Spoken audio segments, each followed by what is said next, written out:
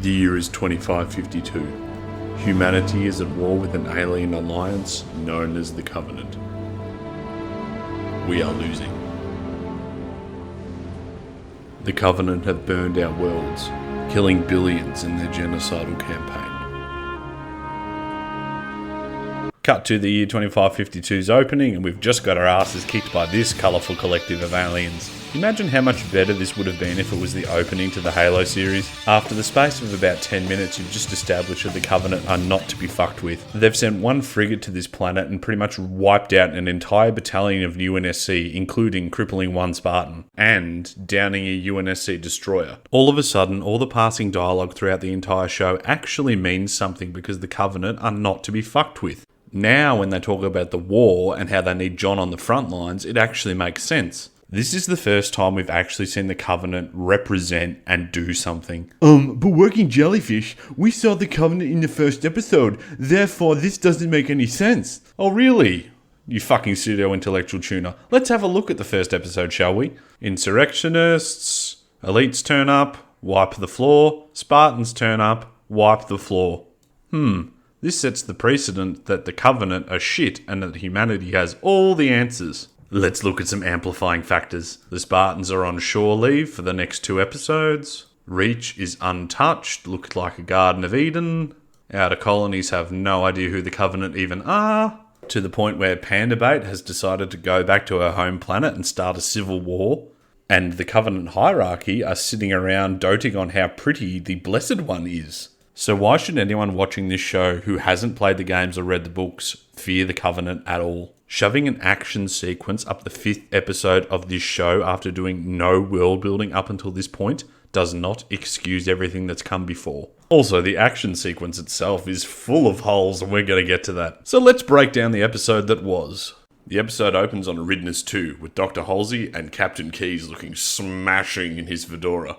This is evidently the Reach for Life program, and we get to see John in action. Now, I get that John's meant to be really strong, but look at the differences in size between these two actors. That kid is half the size of the other guy, and somehow he's able to pull him up? Nah, I don't think so.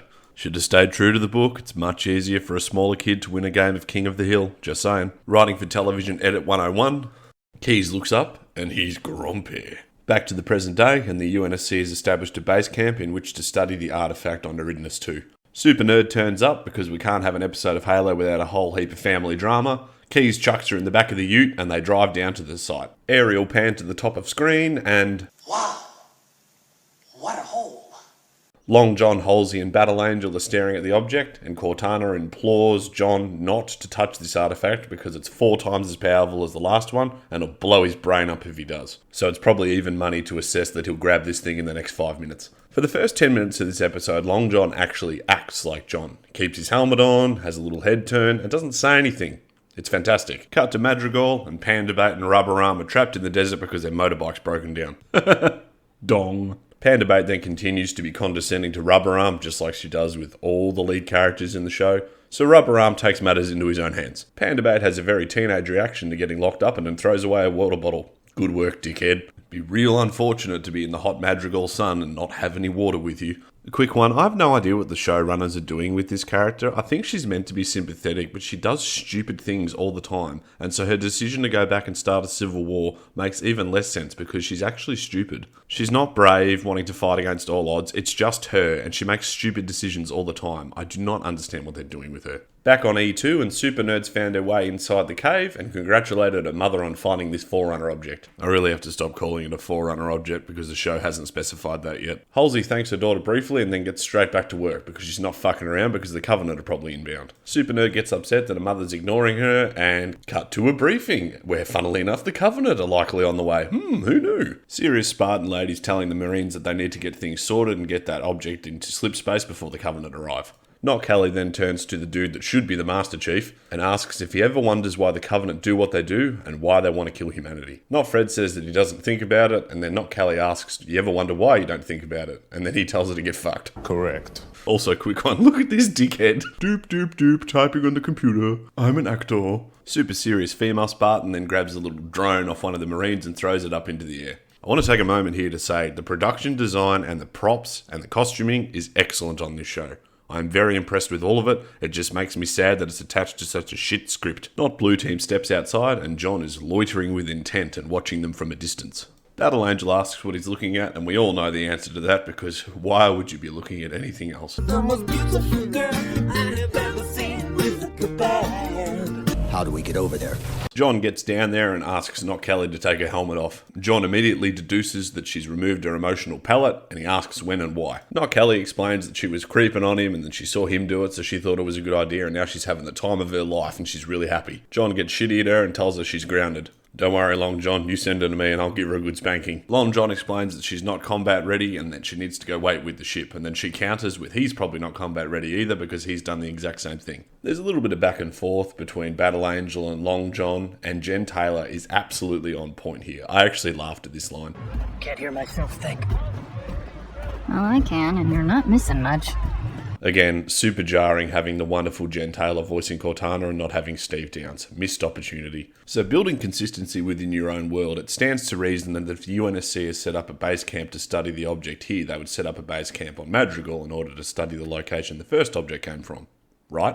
Cut to Madrigal and there's no established UNSC presence there, and the Covenant are running free and examining where the first object came from. Fuck's sake. Surely one of the reasons you put the GOTG in charge of Madrigal is because he's sympathetic to the UNSC, therefore establishing a presence to study arguably the most important discovery in humanity's recent history would make sense. But no, Dildo Lord's in there and she's mansplaining to the Sangheili why they need to be here because some massive plot convenience is going to occur that's going to lead the story forward. I'm still unsure as to why the Covenant haven't come back to Madrigal and turned it to a smoking pile of glass. That's their standard TTP in the actual Halo series. But even in this instance, why did Dildo Lord wait so long to come back here and set up a research vessel? Covenant goals in the show are clear that they're looking for artifacts from the past that are going to lead them to the Halo ring. So why wait so long? Why not send another team here while she was off gallivanting and throwing dicks at people? You've clearly got the Luminaries with their magic bullshit detectors that are able to find these artifacts that are in no way Forerunner. I guess I won't worry about it. Paramount clearly didn't. Back to Panda Bait, and I assume she's moved the motorbike in order to get the water, but we don't actually see it. And then her solution to escape is... Here's something. I'll just bash it with a rock. And it works. My god, plot convenience is a wonderful thing. This might have been a good opportunity to show how smart and intuitive Panda Bait was. But no, just bash it with a rock. Back to E2, and Long John is telling Not Johnson about how he saw Dr. Halsey in his home when he was a child. Not Johnson is understandably nervous about this because he was implicit in the kidnapping of the Spartan 2 children. Not Johnson does a classic officer thing where he lies by omission and says he'll look into it. We then get a Skype call from Admiral P. Goski. She is still understandably upset that John is having an identity crisis when they're in the middle of a war with the Covenant. Halsey says it's fine, Not Johnson says it's not fine, and Admiral P. Goski says she's cutting Halsey off. Like her funding or the Skype call? Because in the very next scene, Not Johnson tells Super Nerd that she's off the project. Don't be dumb, show. To the Batcave. Creeper's in there and he's got no concept about laser safety at all. Your face is an inch away from a high-powered laser and you're not even wearing safety glasses. Shit goes balls up when they crack the protective casing on the artifact and it sends a signal to Dildo Lord, who has an orgasm about how excited she is that the plot's bringing her back into the fold. The screams of CBS echo across the valley until John turns up and takes his helmet off and satisfies the overlords at CBS.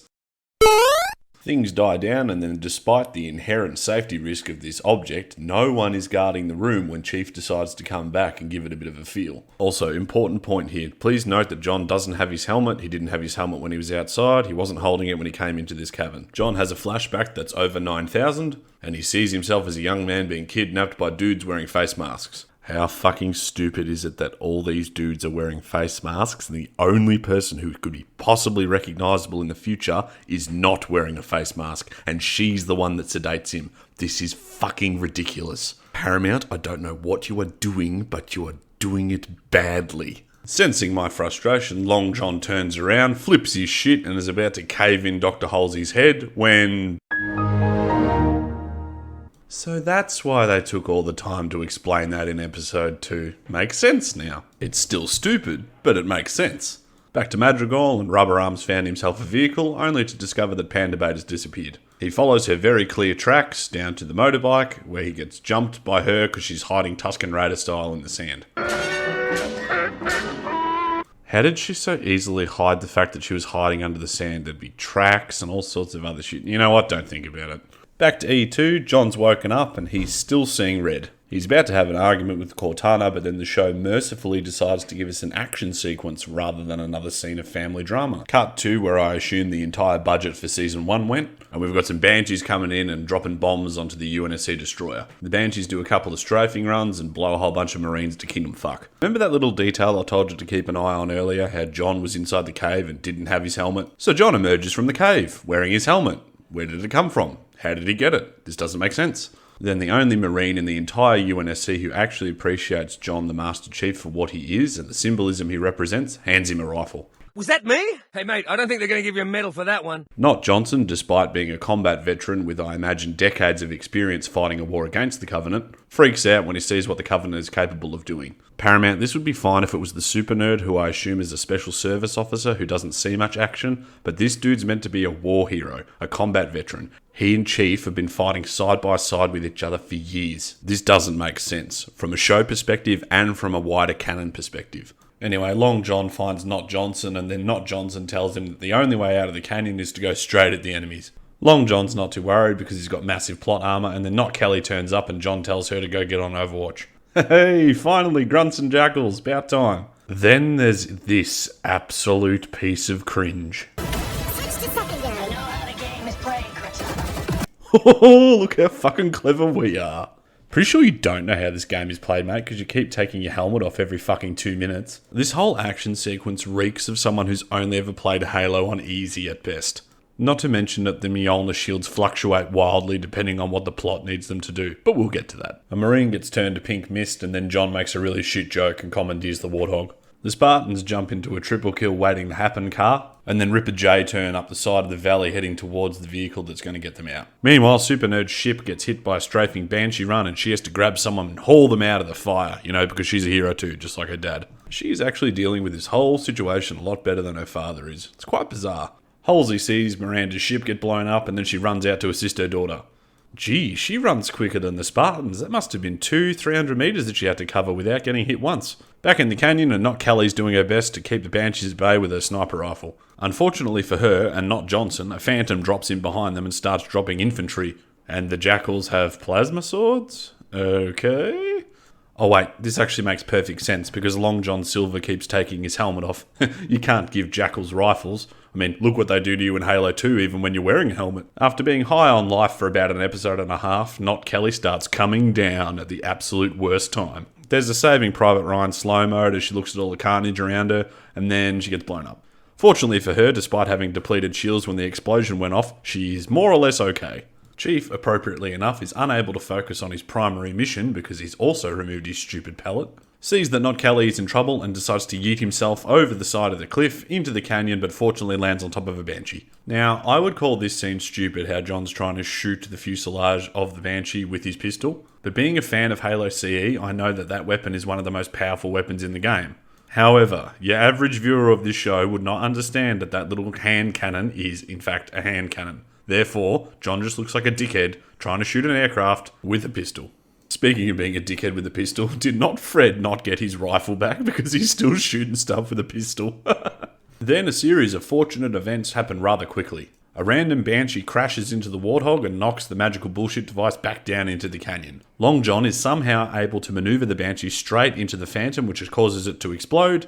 He lands and then does the dramatic hero stance for the trailer. One of the Jackals gives his best impression of that pose. Then Long John, playing on easy, decides to hit the Covenant head on. I will reiterate that I think Long John is a stupid soldier. Like this. Just take your pistol and throw it at a grunt. Good thing there's a fucking shotgun on the ground, otherwise you'd be in big trouble right now. Anyway, John tears through the remaining Covenant infantry because he's the best ever, and then goes to assist Not Kelly. Fortunately, she's found the only combatant on the field that doesn't have a weapon, whether that be a plasma rifle or a plasma sword, who is just kicking and punching her. Long John then takes the opportunity to vent his frustrations about how Paramount have done such a poor job of articulating how cool the Master Chief should be. After beating the Elite like it's a red-headed stepchild, Long John then remembers that his primary objective is the magic bullshit device. Fortunately for him, the Covenant have taken their sweet-ass time deploying more support, and the dropship has only just departed the frigate. Hey, it's a brute, finally! John is unarmed, so the only solution is to run straight at the Brute, who decides to teach him how to play cricket. John gets smashed for 6, the Brute grabs the magic bullshit device, and then makes his getaway. John finds himself a battle rifle miraculously, which is somehow capable of switching to fully automatic, and sprays away as Craig escapes. So the Spartans have just had their ass kicked, the UNSC has been decimated, and the Covenant have just established themselves as a key player in the game. Well done, CBS. It's almost like you're starting to understand the importance of, oh my god, why on earth would you do this? You were doing so well, Paramount, and now you have to shoehorn your stupid fucking Covenant female dildo lord into the equation. Why didn't you just make Craig the new badass? He's so much cooler than Makee. Fuck's sake. Anyway, despite seeing multiple jackals still crawling around and alive with weapons within hand's reach because Chief's picked up multiple in the space of the last 2 minutes alone, he takes his helmet off despite being in an active war zone surrounded by possible enemy combatants. The episode ends with Master Chief looking down at who I'm guessing is his fucking twin sister, knowing how this show is going, and we're all super excited for the next episode. Time to dive a little bit deeper on these nitpicks. How the hell is a UNSC destroyer taken out by Banshees in atmosphere? First and foremost, it's kind of stupid that there's a UNSC destroyer here by itself in the first place. Destroyers are escort ships. They have thick armor, heavy armament, and are capable of taking a hit or two from the Covenant in space. These ships are basically the pit bull of the UNSC fleet, and it makes no sense that it would be a capital ship for a research mission. But more to the point, its armored hull is thicker than that of a frigate. It doesn't make sense that fuel rods would be able to penetrate that armor plating, and certainly not instantaneously like they do in the show. Yes, it's very dramatic when the ship plunges into the earth and explodes and Keyes is like, oh no! But it raises a whole heap of logistical questions. Also, not Johnson's reaction is stupid here. He could clearly see the ship falling and crashing into the planet well ahead of the audience, yet he only reacts when the camera pans to show what he's looking at. This is lazy direction, and just because it's spectacle doesn't mean it's good. Following on, after the destroyer is knocked out of the fight, the Banshees basically have free run to strafe and hit whatever they like. But apart from their first strafing run where they blow up a whole heap of Marines, they don't hit a whole lot. In fact, they seem to do more damage when they're shot down by the LAAGs rather than actually hitting anything. And while I can appreciate that they've been shot down by the multiple miniguns that are in position, it seems a little bit ridiculous that they've got fish in a barrel and they can't hit anything. Like this. There's literally a scene here where 2 Banshees fly by Dr. Halsey's Prowler and don't shoot at it at all. If they hit that ship, it's game over. Humanity loses. Why wouldn't you prioritise the human ships that are on the ground and basically defenceless over the infantry that are running around? The Covenant are meant to be a smart and warlike society. A little thing exists called high priority targets.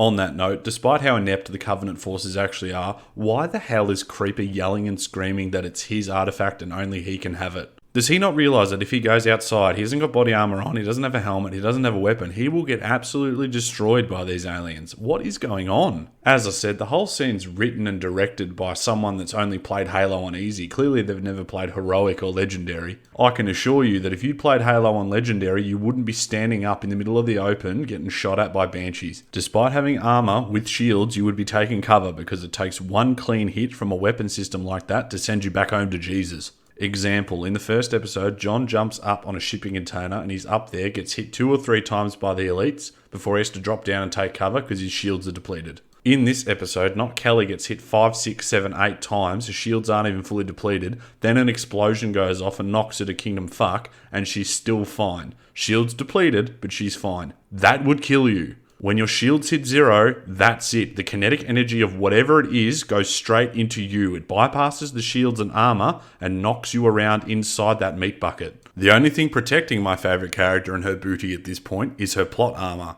And while I like Not Kelly very much, nothing pisses me off more than plot armor. Speaking of plot armor, the only thing that pisses me off even more than that is plot contrivance.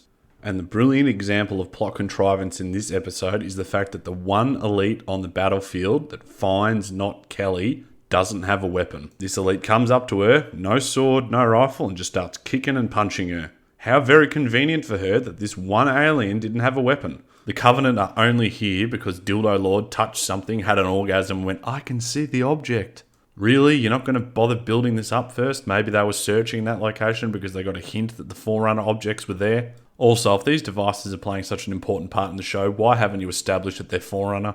There was a lot to like in this episode. It was flashy and exciting, but Much like a gorgeous girl with gonorrhea, she's still got gonorrhea. I'm sure there are plenty of people who watched this episode and went, yes, finally, this is exactly what we've been waiting for. And from a show perspective, I agree, the show did need some more action because we've been inundated with family drama up until this point. However, all of this just raises further questions that I need answers to.